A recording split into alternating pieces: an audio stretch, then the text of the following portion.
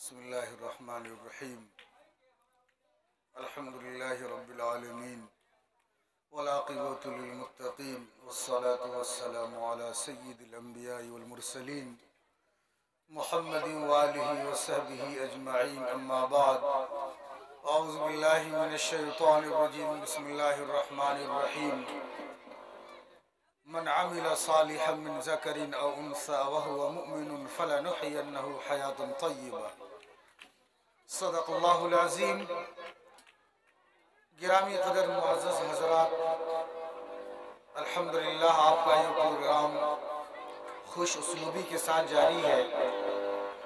ہم ان تمام لوگوں سے گزارش کرتے ہیں جو نیچے کھڑے ہوئے ہیں یا کسی دوسرے کام میں لگے ہوئے ہیں، آپ تھوڑا سا وقت نکال کر کے اس جلسگاہ کی طرف تشریف لے آئیے. مختصر سی بات ہوگی، دین کی باتیں ہوں گی. اللہ عمل کی توفیق نصیب کر دے. تو جو نوجوان نیچے کھڑے ہوئے ہیں، آپ سے ہم التماس کرتے ہیں کہ آپ اوپر آ جائیے، آپس کے بحث و مباحثہ کو ترک کر دیجئے، تھوڑی دیر کے لیے تشریف لائیے، پھر انشاءاللہ پروگرام کا اختتام ہوگا اور دعا ہو جائے گی. اور خاص طور سے اہل خانہ جنہوں نے اس پروگرام کو منعقد کیا ہے، اس پروگرام کا انعقاد کیا ہے، گھر والے لوگ وہ کہیں بھی ہو، آپ جلسگاہ میں آ جائیے، اسٹیج کے اندر آ جائیے. آپ کی اشد ضرورت ہے اور خاص طور سے آپ کو خطاب کیا جائے گا، اس لیے آپ تشریف لے آئیے. جو گھر کے لوگ ہیں، جو مرد حضرات ہیں، اوپر تشریف لے آئے. گھر کی خواتین اپنی جگہوں پر ہی دین کی باتیں سنیں اور اس پر عمل کرنے کی کوشش کریں. پروگرام تو مختصر ہے، چھوٹا سا ہے، لیکن باتیں دین کی ہوں گی تو ظاہر سی بات ہے قابل اعتبار ہوگی. ان باتوں کا اعتبار ہوگا اور ہمیں ان باتوں پر عمل کرنا چاہیے. اس پروگرام کا تعلق شادی کی تقریب سے ہے اور اس گھر کے اندر شادی ہونے والی ہے. اس کی مناسبت سے اس گھر کے لوگوں نے اس پروگرام کو منعقد کیا ہے. لیکن افسوس کی بات یہ ہے کہ آپ نے اس پروگرام کو منعقد کیا، دینی محفل کا انعقاد کیا، لیکن اس کے ساتھ ایک ضد جمع ہو رہی ہے جو بہت ہی افسوسناک ہے اور بہت ہی دردناک بات ہے کہ آپ یہ پروگرام منعقد کر رہے ہیں اور اس کے بعد پھر آپ کا جو معاملہ ہے، بگڑا ہوا معاملہ، اور سمجھیے سارے لوگ ہمارے سماج کے اس بگڑی ہوئی صورتحال کے ذمہ دار ہیں. کہ آپ پتہ نہیں، آپ اس شادی کے اندر جو ڈی جے بجاتے ہیں، اس کو سن کر ہی بہت ہی افسوس ہوتا ہے. یعنی اس کو سن کر ایک مایوسی سی کیفیت پیدا ہوتی ہے، ایک مایوسی کیفیت پیدا ہو جاتی ہے. آپ شادی سے 3-4 دن قبل یہ عجیب حالات بنتے جا رہے ہیں، یہ ایسی رسم بنتی جا رہی ہے ہمارے سماج کے اندر. ایک جہیز کی لعنتی چیز تو موجود تھی پہلے سے، جو جہیز کی لعنت ابھی تک ہے، اور پتہ نہیں کیا کیا رسومات ہے جو شریعت کے خلاف ہے، جو شریعت سے متصادم ہے. پھر اس کے ساتھ ساتھ ہم نے ایسا معاملہ کر دیا ہے کہ 3-4 دن قبل ہر شادی کے اندر دیکھا جا رہا ہے، وہ لڑکی کی شادی ہو یا لڑکا کی شادی ہو، 3-4 دن پہلے ڈی جے لاتا ہے.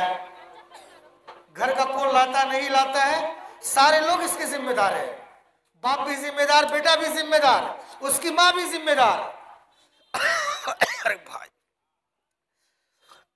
آواز بہت یہ کھینچ رہا ہے. تو سب لوگ اس کے ذمہ دار بن جاتے ہیں. کسی سے کہا جاتا ہے، باپ سے کہا جاتا ہے کہ آپ نے ایسا کام کیا کیا؟ ارے 3-4 دن پہلے ڈی جے کیوں لا کر کے بجا رہے ہو؟ تو کہتا بیٹا لے آیا.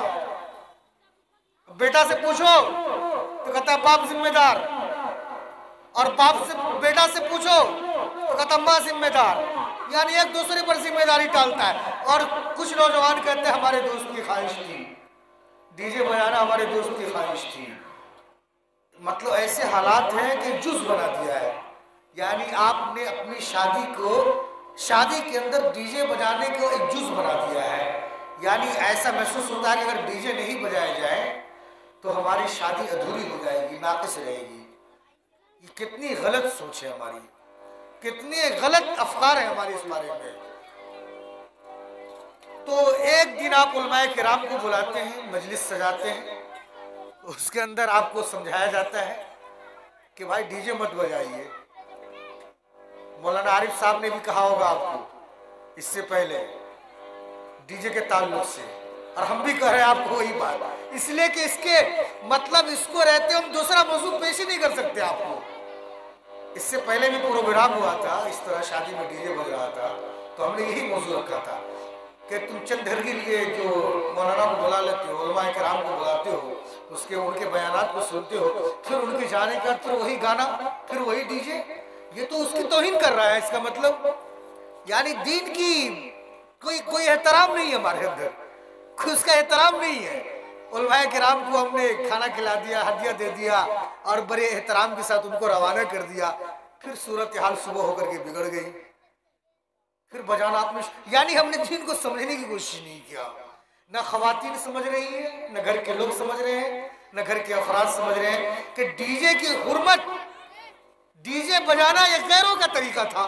مسلمانوں کے سماج میں، مسلم سماج میں کیسے آ گیا؟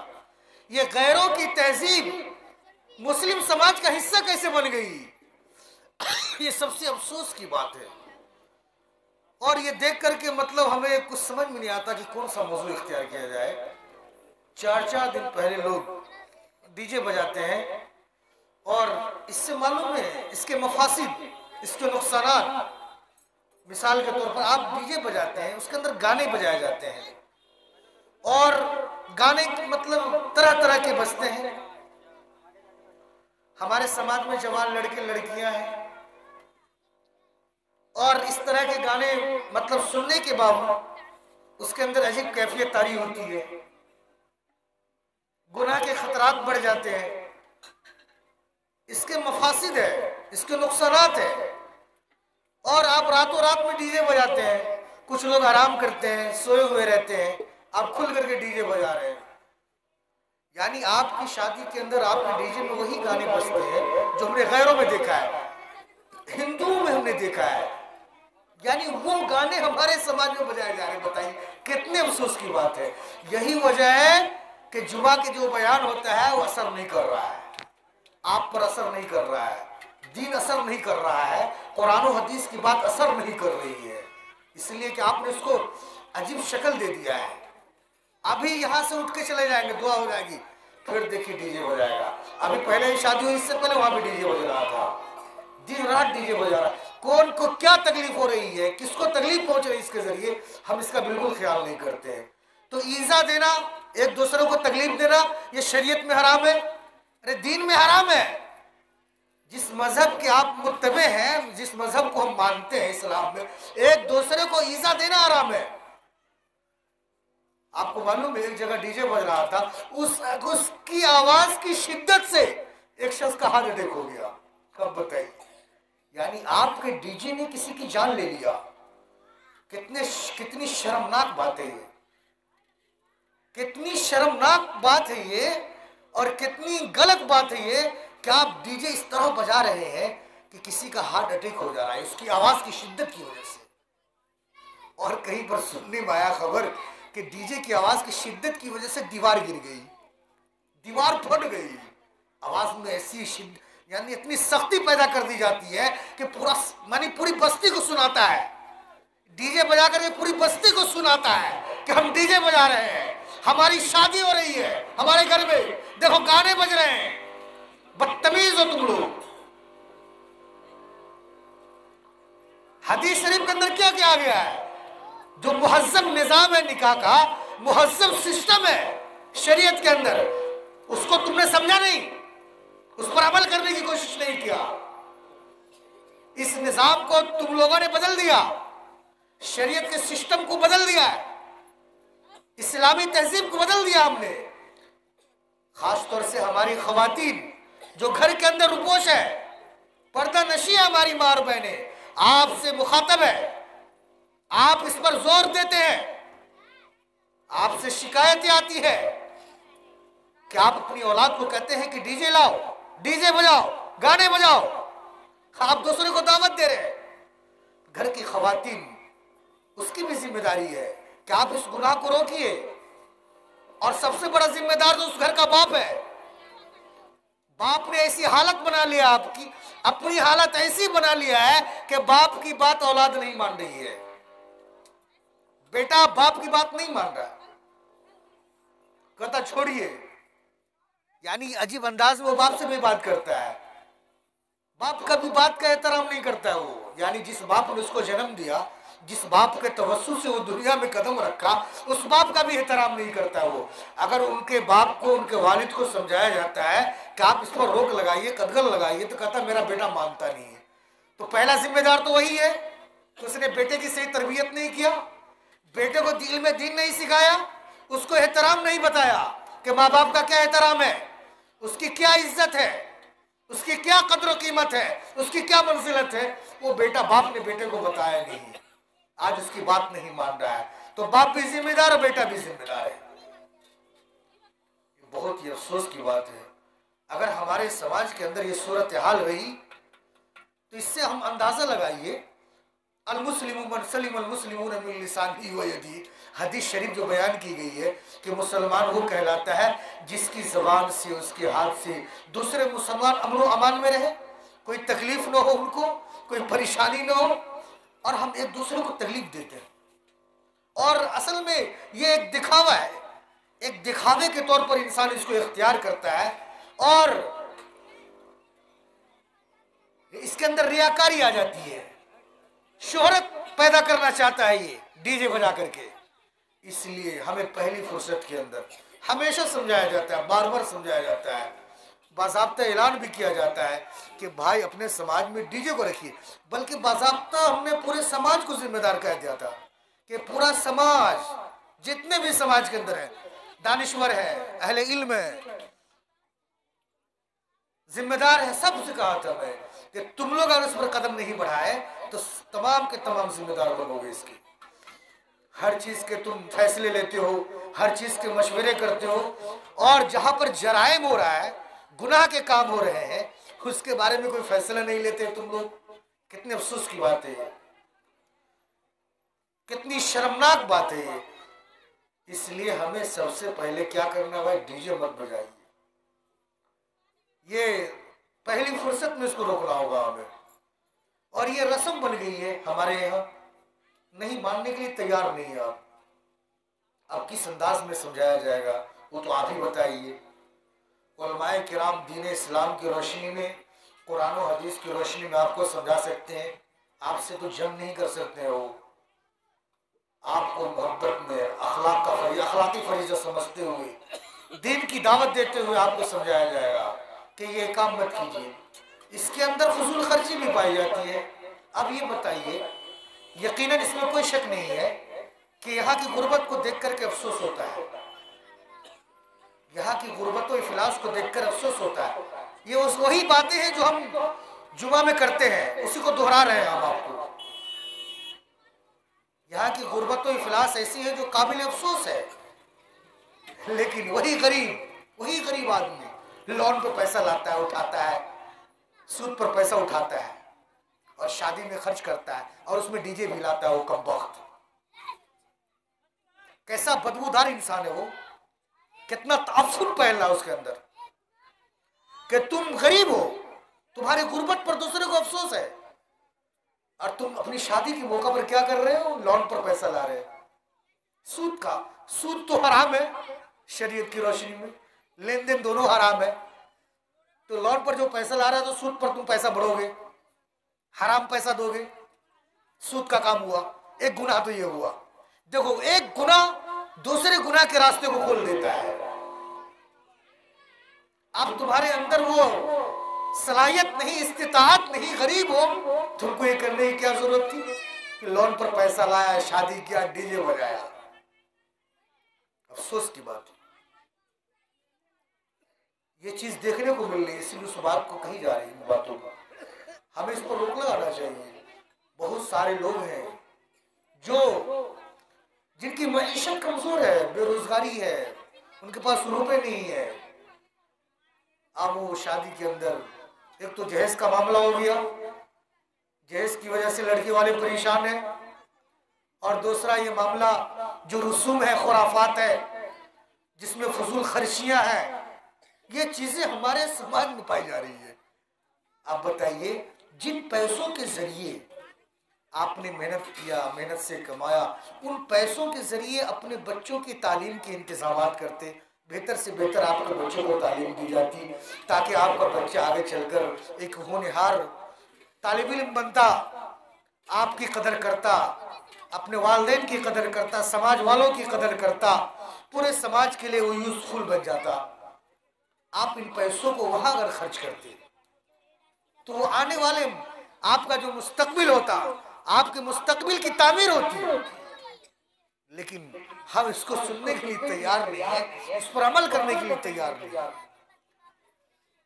اللہ کے رسول صلی اللہ علیہ وسلم نے فرمایا، اعلنوا النکاح فی المسجد، اس نکاح کا اعلان کرو، وجعلوہ فی المساجد، اور نکاح کہاں کرو؟ مسجد میں کرو۔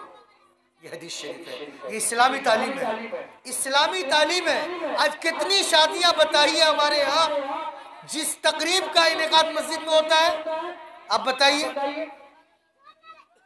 اللہ کے رسول کا فرمان ہے، حدیث شریف کا ارشاد ہے کہ اعلنوا ھذا النکاح، نکاح کرو تو اس کا اعلان کر دو، لوگوں کو بتاؤ کہ میری لڑکی کی شادی ہے یا میری لڑکی کی شادی ہے اور فلاں تاریخ کے اندر مسجد کے اندر نکاح کا انتظام کیا جائے گا۔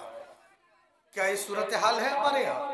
نہیں، بلکہ تاریخ کیسے پڑتی، کیا پڑتی ہو تو پتہ نہیں، لیکن 4 دن پہلے جب ڈی جے بجتا ہے تو لگتا ہے کہ اس گھر میں شادی ہے۔ آپ نے رسم کو بدل دیا، خدا کے مہذب نظام کو بدل دیا آپ نے۔ کیسی مطلب افسوس کی بات ہے، آپ نے اسلامی طریقے کو بدل دیا۔ اسلام کا طریقہ اور آپ کا طریقہ متصادم ہو گیا، ٹکرا گیا۔ یہ زبردست ٹکراؤ ہوئے لوگوں میں۔ مسلم کتنی شادیاں ہیں، بہت کم دیکھنے کو ملتا ہے شادی کی تقریبات جو اجتماعات کے اندر یا اسی طریقے سے دیگر جلسات کے اندر کسی لڑکی کا نکاح پڑھا دیا جاتا ہے، بہت کم ہوتا ہے۔ زیادہ تر ہمارے سماج میں، مسلم معاشرے کے اندر صورتحال، نکاح کا نظام کی جو صورتحال ہے وہ بگڑ چکی ہے، بالکل تبدیل ہو چکی ہے۔ اب یہ بتائیے، جہیز کی وجہ سے کتنی لڑکیوں کی شادیاں نہیں ہیں، اس لیے کہ وہ غریب ہے، اس کی معیشت کمزور ہے، شادیوں کے لمبے اخراجات وہ برداشت نہیں کر سکے۔ آپ کو معلوم ہے، آپ کو خبر معلوم ہے نا، آپ سنتے رہتے ہیں کہ ہمارے بھارت کا جو ایک المیہ ہے، افسوسناک بات کہ لڑکیاں جو ہے اپنے مذہب کو چھوڑ دیا ہے، اسی کو ہم نے جو موضوع ارتداد کی شکل، اسلام کی لڑکیاں، مسلمانوں کی لڑکیاں، مسلم سماج میں رہنے والی لڑکیاں، اس نے مذہب کو خیرآباد کر دیا ہے۔ اب بتائیے، اس میں بہت ساری وجوہات ہیں۔ ایک وجہ یہ بھی آتی ہے ہمارے یہاں کہ بھائی ہمارے مسلم سماج کے اندر جو شادیاں ہو رہی ہیں وہ اسلام سے بالکل الگ تھلگ ہو رہی ہے۔ صرف کیا کرتا ہے اسلامی کام، کیا کرتا ہے وہ؟ نکاح کرتا ہے، مولوی صاحب کو بلا کر نکاح پڑھواتا ہے، صرف شہادت تقسیم کروا دیا، اور زیادہ سے زیادہ کسی کو اگر مسئلہ معلوم ہے ولیمہ کا تو ولیمہ وہ صحیح کر لیا، ورنہ اور کچھ نہیں۔ کچھ لوگوں کو تو بتایا گیا ولیمہ کب کرنا ہے یہ بھی معلوم نہیں ہے، ولیمہ جو اسلام کا دیا ہوا ایک سنت ہے وہ بھی معلوم نہیں۔ یہ ہمارے یہاں بگڑا ہوا ماحول ہے، اور ہم لوگوں کو کہتے ہیں کہ دوسروں کو بتائیے، سمجھائیے۔ آپ مطلب رخصتی سے پہلے بارات میں جانے سے پہلے یہاں دعوت کر دی جاتی ہے، بھوج کھلا دیا جاتا ہے، ہونے ویسا ہے نہیں، بولتے کہیں نہیں ہے، یعنی ابھی بارات نہیں گئی، بارات کا لفظ آ گیا تو ایک چیز اور یاد آ گئی، بارات کہاں کی رسم ہے؟ یہ کہاں سے آئی بارات؟ یہ بھی غیروں کا طریقہ ہے، غیروں سے ہم نے سیکھا، یہ غیروں کا طریقہ تھا۔ بہرحال بارات جاتی ہے، بارات جانے سے قبل ہمارے یہاں دعوت کا نظم کر دیا جاتا ہے، کھلا پلا دیا جاتا ہے۔ یہ دعوت ہوئی، ولیمہ تو ہوا نہیں، ولیمہ کب ہوگا؟ ولیمہ کا تحقق کب ہوگا؟ ہم نے بتایا، لوگوں کو بتائیے لوگ خرچ کر رہے ہیں، پیسہ لگا رہے ہیں، دعوت کر رہے ہیں، اگر وہی سنت کے مطابق کرے گا وہ، تو اس کی آخرت سنور جائے گی، سدھر جائے گا وہ، اس کی آخرت کی اصلاح ہو جائے گی، سنت پر عمل کرنے والا ہو جائے گا۔ وہی ایک چیز کا فرق ہے، آپ وہی دعوت جو ہم بارات سے پہلے کرتے ہیں اور لڑکی کی رخصتی کے بعد اگر کیا جائے، اس دعوت کا انتظام کیا جائے، تو وہی دعوت ولیمہ بن جائے گا۔ کیا مطلب اس پر عمل کرنے میں ہمیں کیا دقت ہے؟ یعنی کیا ہمیں دقت ہو رہی ہے اس پر عمل کرنے سے؟ یہ مسئلہ تو بالکل صحیح ہے، ہم اس پر عمل نہیں کر رہے، یعنی اصل میں دین کی بات کو اہمیت نہیں دے رہے، اہم سمجھ نہیں رہے، سنت کو اہمیت نہیں دے رہے۔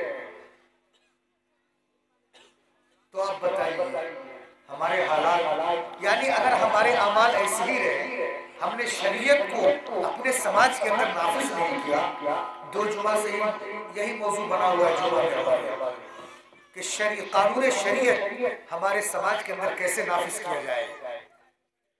اللہ کا دیا ہوا نظام، اللہ کی دی ہوئی شریعت جو مستحکم اور مضبوط ہے، جس سے انسان کی تعمیر ہوگی اور سماج میں امن و امان آئے گا، امن و آشتی پیدا ہوگی، یہ اللہ کے نظام کے اندر یہ چیزیں دین شریعت کے اندر ہے۔ تو کم سے کم اپنے سماج کے اندر، اپنی شادی کے اندر، اپنے معاملات کے اندر اور دیگر چیزوں کے اندر ہم اس کو فالو کر سکتے ہیں، اس پر عمل کر سکتے ہیں، لیکن ہم اس کے لیے تیار نہیں ہیں۔ کیسے ہوگا میرے بھائی؟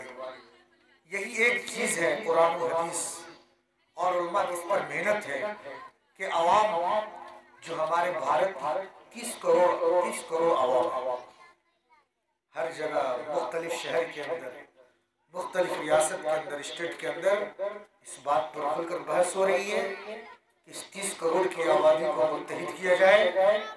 30 سے 35 کروڑ کی آبادیاں جو بھارت کے اندر ہے، اس کو متحد کیا جائے، اس کو ایک پلیٹ فارم پر لایا جائے اور اس کو دین و شریعت سمجھایا جائے، قانون شریعت ان کو بتایا جائے۔ لیکن افسوس کیجئے، مسلم آبادی پورے بھارت میں پھیلی ہوئی ہے، یہاں ہمارا چھوٹا چھوٹا سماج جو بستیوں کے اندر ہے، گاؤں کے اندر ہے، وہ چھوٹے محلات ہیں، چھوٹے چھوٹے محلے میں رہ رہے ہیں، وہ متفق نہیں ہو پا رہے ہیں کسی ایک چیز پر، تو ہم پورے اگر بھارت کی بات کریں تو کیسے ہو سکتا ہے؟ یہ ہمارا مینا ریکھا جو ہے، ہماری یہ بستی ایک کثیر آبادی پر مشتمل ہے، یہاں کے سارے مسلمان اگر متحد ہو جائیں، اتفاق پیدا ہو جائے، ان کے اندر وحدت، اس کثرت کے اندر وحدت پیدا ہو جائے، تو کتنا اچھا خوبصورت نظام بنے گا ہمارے یہاں۔ وہ مسجد کا نظام ہو یا دینی دانشگاہوں کا انتظام ہو، اپنے بچوں کی تعلیم اور درسگاہوں کا انتظام ہو، اس اعتبار سے ہماری پوری بستی متحد ہو جائے، اتفاق پیدا ہو جائے اور دین کے مفاد کے لیے، دین کو فروغ دینے کے لیے، شریعت کے احکام کے نفاذ کے لیے ہم تمام لوگ متحد ہو جائیں، تو کیا اس پر عمل کرنا آسان نہیں ہوگا؟ آسان ہو سکتا ہے، لیکن افسوس یہ ہے کہ انسان دین کے لیے بہت کم کام کرتا ہے۔ کم سے کم دین کا کام ہے، اس کو دین کے فائدے کے لیے کرو، اپنی نہ اس کے اندر ذہنیت کا استعمال ہے، نہ اپنی عقل کا استعمال ہے، نہ اپنی سینس کا استعمال ہے۔ قرآن و حدیث کے جو ہمارے پاس احکام ہے، اس پر عمل کرنا ہے، اس کے مطابق رہنا ہے، ایک دوسرے کو سمجھانا ہے۔ وہاں پر نہ ہماری ذہن کی، ہمارے اذہان کی ضرورت ہے، نہ ہماری عقول کی ضرورت ہے، نہ ہماری لفاظی کی ضرورت ہے، نہ ہمارے بکواس کی ضرورت ہے، کسی بھی چیز کی ضرورت نہیں ہے۔ اس لیے علماء کرام کہتے ہیں آپ متحد ہو جائیے، سارے لوگ متحد ہو جائیے، اتحاد کے ساتھ جمعہ پڑھتے ہیں، عید پڑھتے ہیں، بقرہ عید پڑھتے ہیں، دیگر نمازیں پڑھتے ہیں، تو ہمارے اندر اتحاد ہے الحمدللہ۔ مزید اس کے اندر استحکام آنا چاہیے، اس کے اندر مضبوطی آنی چاہیے، ہم ایک دوسرے کی غیبت نہ کریں، ایک دوسرے کی چغلخوری نہ کریں۔ اب یہ بتائیے، غیبت کرنے سے انتشار پیدا ہوتا ہے، آپ اغیار جو ہیں اپنی معیشت کو مضبوط کر رہے ہیں، ان کے بچے دکان چلا رہے ہیں، اور ان کا نظام زندگی بہتر سے بہتر ہے۔ اب مسلم سماج کو دیکھیے، مسلم معاشرے کو، رات میں موبائل چلاتا ہے، 12-1 بجے سوتا ہے اور 10 بجے اٹھتا ہے، 9 بجے اٹھتا ہے، اور اس کی ماں کھانا تیار، ناشتہ تیار کھلا رہی ہے بچے کو، سب کو کھلا رہی ہے، اس کو فکر نہیں آگے کا، مستقبل کی فکر نہیں ہے، اس کا فیوچر پلاننگ نہیں ہے۔ تعمیر کا استقبال کیسے کیا جائے گا؟ تعمیر کا مطلب مستقبل کی تعمیر کیسے ہوگی، اس کی فکر نہیں ہے۔ اور وہی گارجین اپنے بچوں کی صحیح تعلیم کا انتظام کرتا ہے، نہ اس کی فکر کرتا ہے بچہ کب پہنچا نہیں پہنچا، پڑھنے جا رہا ہے یا نہیں جا رہا ہے، ٹائم دے رہا ہے یا نہیں، کوئی فکر نہیں ہے، صرف مولویوں کو ٹارچر کرتا ہے، اسی کو ٹوکتا ہے، میرا بچہ پڑھا نہیں۔ ارے تم نے بھیجا نہیں، تم نے اپنے بچے کو بھیجا ہی نہیں تو پڑھے گا کیا؟ تمہارا بچہ ٹائم دیا نہیں، اور تم نے گھر کا سسٹم اتنا بگاڑ رکھا ہے نا، موبائل چلا کر کے، کہ تمہارے بچوں کا ذہن موبائل پر ہے، نہ اس کو سبق یاد ہو رہا ہے، نہ دعائیں یاد ہو رہی ہے، نہ وہ طریقہ سیکھ رہا، نہ تہذیب سیکھ رہا ہے۔ تو تمہارا گھر بگڑا ہوا ہے، تمہاری تہذیب بگڑی ہوئی ہے، تمہارا سماج بگڑا ہوا ہے، اس لیے اس کو سدھارنے کی کوشش کیجیے، اس کو سدھارنے کی کوشش کیجیے۔ یہاں پر غریب اور امیر کی کوئی بات نہیں ہے، ہر شخص اپنی تہذیب کو بدلے، ہر شخص اپنا طریقہ بدلے۔ ہمارے کیا اکثریت کیا ہے؟ غریبوں کی ہے، چند لوگوں کے مالدار ہونے سے مسئلے کا حل تو ہے نہیں۔ ہر شخص اپنی معیشت کا انتظام کرے، اپنی روزگاری کا انتظام کرے، اس کے لیے محنت کرے، کسب معاش اختیار کرے۔ اسلامی آداب جو دیے ہیں کسب معاش کے بارے میں، ہمیں اس کو اختیار کرنا چاہیے۔ پریشان ہے تب نہ آپ لون پر پیسہ لا رہے ہیں، آپ کے پاس پیسہ نہیں ہے، سود پہ پیسہ لا رہے ہیں شادی کے اندر۔ اگر آپ محنت کیے رہتے، اپنے وقت کا لحاظ کیے رہتے اور پیسہ کو صحیح استعمال کرتے تو یہ نوبت نہیں آتی، یہ نوبت نہیں آتی کہ آپ نے سودی کام کر لیا۔ اس لیے ہمیں سماج کو سدھارنا ہے، سماج کو اچھا بنانا ہے۔ یہ ہمارے چھوٹے چھوٹے معصوم بچے، دیکھیے ہمارے سماج میں دیکھنے کو ملتا ہے کہ مطلب جو مکتب چل رہا ہے، مکتب کا نظام ہے، اس میں 15 سے 20% بچے جا رہے ہیں پوری بستی سے۔ ایک مکتب ہو یا چند مکتب ہو، مجموعی طور پہ سارے مکتب کے اندر کتنے ہیں؟ زیادہ سے زیادہ 20 سے 25% ہوگا۔ ہمارا جو اندازہ ہے 30%، 70% بچے کیوں نہیں جا رہے؟ سوچنے والی بات ہے۔ 70% بچے کو ہم اپنی تعلیم گاہوں سے الگ کیوں کیے ہوئے ہیں؟ تعلیمی درسگاہوں میں کیوں نہیں جا رہے ہیں ہمارے 70% بچے؟ اس کی فکر کیوں نہیں کرتا ہمارا سماج؟ اس کے بارے میں کوشش کیوں نہیں کرتے ہیں کہ ہمارا ہر بچہ جو ادھر ادھر آوارگی کا شکار ہے، ادھر ادھر وقت ضائع کر رہا ہے، کوئی غربت کا شکار ہے، کوئی افلاس کا شکار ہے، کسی کو تعلیمی اخراجات نہیں ہے، تو اس کے بارے میں کیوں نہیں فکر کرتے ہم؟ اس کے بارے میں ہمیں فکر کرنا چاہیے اور دین کو فروغ دینا چاہیے، اللہ کی شریعت کو فروغ دینا چاہیے، اور اسی کے مطابق ہم تمام لوگوں کو متحد ہونا چاہیے اور ایک پلیٹ فارم پر ہو کر کے۔ آج کیا ہے؟ ہمارے اوپر کامن خطرہ ہے، پورے بھارت پر کامن خطرہ ہے۔ اس خطرے میں ہم تمام لوگ پریشان ہو سکتے ہیں، متاثر ہو سکتے ہیں۔ اس لیے کامن خطرہ سے نمٹنے کے لیے کیا ہے؟ ہم تمام لوگوں کو، تمام مسلمانوں کو متحد ہونا ہوگا، ایک پلیٹ فارم پر آنا ہوگا تمام مسلمانوں کو اس چیلنج کا مقابلہ کرنے کے لیے۔ ورنہ آج کیا ہو رہا ہے؟ مسلمانوں پر، اسلام پر، اسلام کی عبادت گاہوں، مسلمانوں کی عبادت گاہوں پر، ان کی دانش گاہوں پر، تعلیم گاہوں پر، یعنی بے دریغ اس پر حملہ کیا جا رہا ہے۔ مطلب کوئی سمجھوتا نہیں، کوئی مصالحت نہیں۔ ایسے حالات ہیں جو ہمارے یہاں پیدا کیے جا رہے ہیں، اسی کو ہم کیا کہتے ہیں؟ کامن خطرہ، جو سارا بھارت اس کے اندر گرفتار ہو سکتا ہے۔ اس لیے ہمیں کیا کرنا چاہیے؟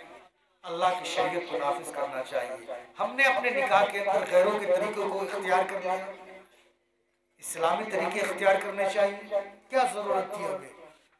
کیا ضرورت تھی کہ ہم نے اس مہذب نظام کو، اللہ کا دیا ہوا یہ نظام، ایک خوبصورت نظام، बेहतर निज़ाम वमिन आयातिही अन खलक़ लकुम मिन अनफुसिकुम अज़वाजन लितस्कुनु इलैहा वजअल बैनकुम मवद्दतन व रहमा। अल्लाह ने क्या किया है, इस निज़ाम को जो है कुरान करीम के अंदर बयान किया है। अल्लाह ने अपनी निशानियों में इसको जिक्र फरमाया। तो हमें क्या करना चाहिए, इसी के मुताबिक अपनी शादी की तकरीबात का इनेकाद करना चाहिए। अल्लाह ताला अमल की तौफीक नसीब फरमाए। व आखिर दावाना अल्हम्दुलिल्लाहि रब्बिल आलमीन।